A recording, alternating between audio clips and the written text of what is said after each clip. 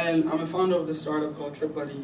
And so before we start, if you guys can give us a shout out, I think we really appreciate it. We're on Twitter. We're called the tripBuddy app, the only tripBuddy app.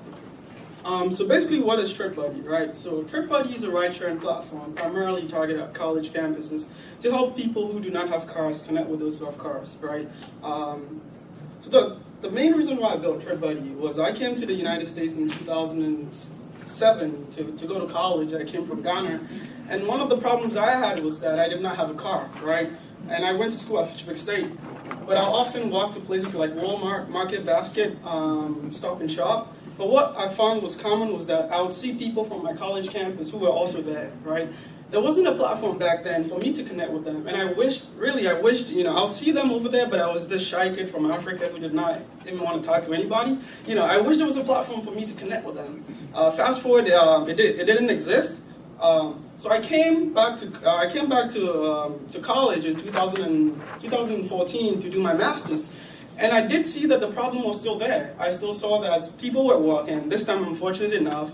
I have a car. I graduated with a computer science degree and I got a job. And I was like, if this problem still exists, and I'm sure there are tons of international students coming out, coming to America every day and are having the same problem that I am having, why not build a product for them? So before even we started, we ran a survey, right? We printed out a whole bunch of papers, and then we went into the dorms to ask questions, right? And then what was actually funny was that there's this app called Yik Yak, which I saw in this previous demo, was like the same complaint that I had. Somebody was complaining, excuse my French, but it says Fitchburg has the most shittiest and most unreliable shuttle service I've ever encountered on a college campus, right? So this is not just a problem I had in 2008 when I came here. This is a problem that is still going on.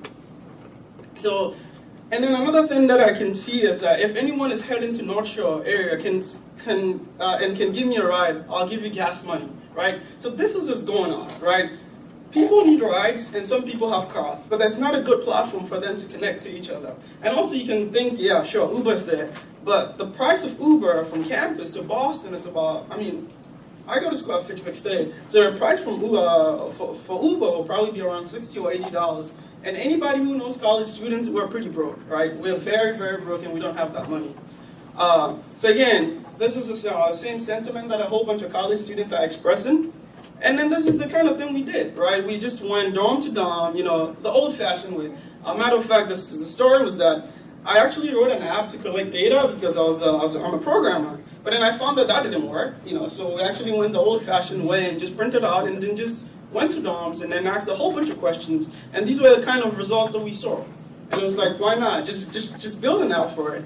So this is not just a problem on my campus, right? This is a problem around a bunch of campuses. If you live in the city, you might not see this problem. However, if you go to the suburbs, like where we come from, you're going to be seeing a whole bunch of people who have cars and a whole bunch of people who do not have cars, and there's no way to bridge that gap.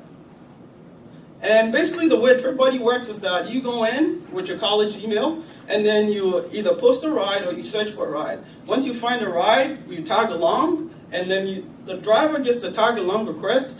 Based on the driver's own discretion, he can either accept or reject you. Now, when they accept you, you get to give them money, but which is most of the time, which is going to be half of what you would either pay a cab or you would pay an Uber. So again, tripBuddy is not Lyft, it's not Uber, it's not the others, right? You don't go to tripBuddy to request for a ride. I give you a ride because I'm going there, right? Today I came into Boston and I came by myself, right?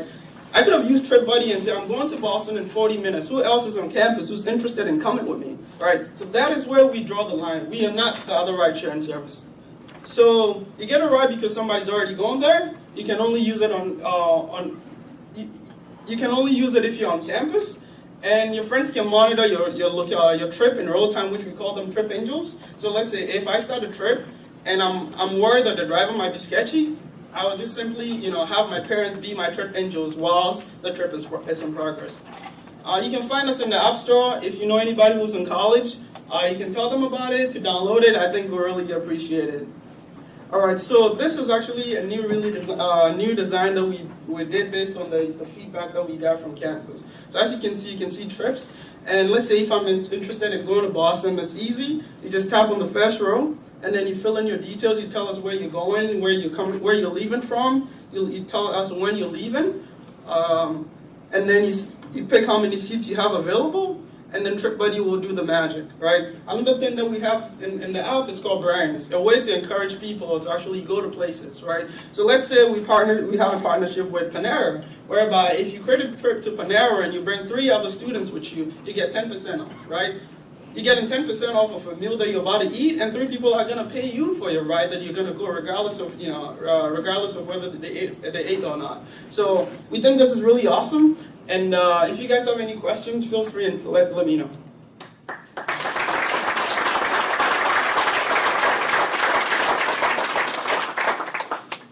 Yeah. So you mentioned that it's only for the students. Right. How do you control that so that you know for sure these are students? It is interesting. Thank you.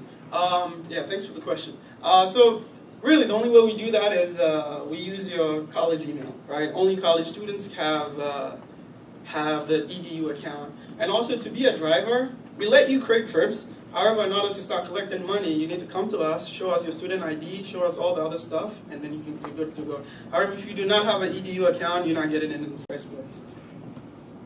More questions? Is payment mandatory? Oh, yes, it is. I mean, it is mandatory, right? But we don't tell you how much to pay. We built in messaging for that, whereby you can communicate payments with the driver before he picks you up, right? It is mandatory. Honestly, it's not fair, right? For me to drive you to Boston, regardless, I could come here by myself, but it's not fair for me to drive you here to Boston and not get paid for anything. So it is mandatory. And you as the company are setting the pricing?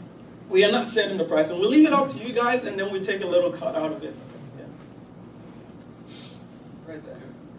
Just 2 questions. One, what's the revenue model that you guys have in terms of this right now? And what security precautions are you taking to make sure your drivers are actually listening? All right, that's 2 really good questions. So the question is, what is our revenue model, and also what security precautions that we're taking to make this a better platform? Also, the revenue model is kind of it's kind of murky, right? What we're doing right now is we're working with brands, right? So we have all these listings of restaurants around a given student's area, where we just go there and tell them, hey, we're going to feature you in our app, and we're going to promote you, right? This way, a bunch of students and a bunch of users see it. We get paid from that, and also when you take a trip, we take very, very little out of that. And now to go to security is really, really hard. Nobody has solved it. It's very, very hard. So we introduced something this summer called Trip Angels, right? So basically the way Trip Angels works is that when I tag along, before I enter the car, I can set people as my Trip Angels. Could be my mom, my dad, my best pal, or my sister. They can monitor my location in real time as the trip is going on, and they already have details about the driver that I'm sitting in the car with. So just in case, if anything happens, they can call the cops. And also, we actually make it very easy for them to access their Trip Angels while the trip is in progress. And we think that's a really, really cool feature. Yeah. What's your current coverage area? So right now, our current coverage area is anywhere, but Fitchburg State is where I go to school. And that's where we really put in all our resources and getting it right over there. So I would say Fitchburg and any other school that wants to really be part of the party. Any more questions? Yeah, sure. How are you doing marketing outside of Fitchburg? Because in each school you have to have a critical mass of students for it to work. So how are you doing your marketing outside of Fitchburg? So how we're doing marketing outside of Fitchburg is we're doing very little marketing outside of Fitchburg. We're doing a lot of marketing in Fitchburg, okay? Right. Last semester we tried one thing where basically we'll go to schools and then we'll talk to a lot of people. But the problem we saw with that was that we'll leave an imprint on one day and never go back again. And that was a challenge, right? You need to go and keep reminding people that, hey, this tripBuddy, you need to be creating a series of events to make people fall in love with your product.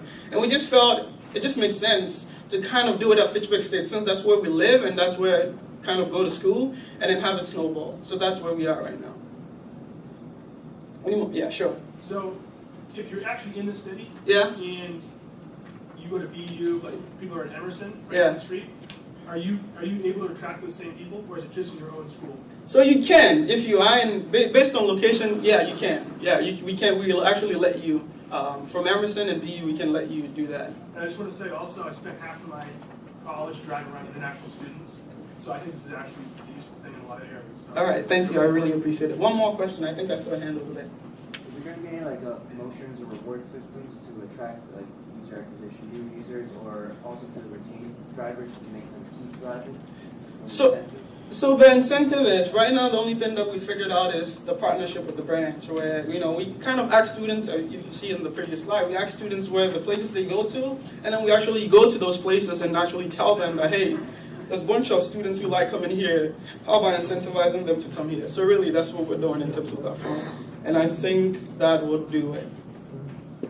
All right, thank you guys so much, and hopefully we can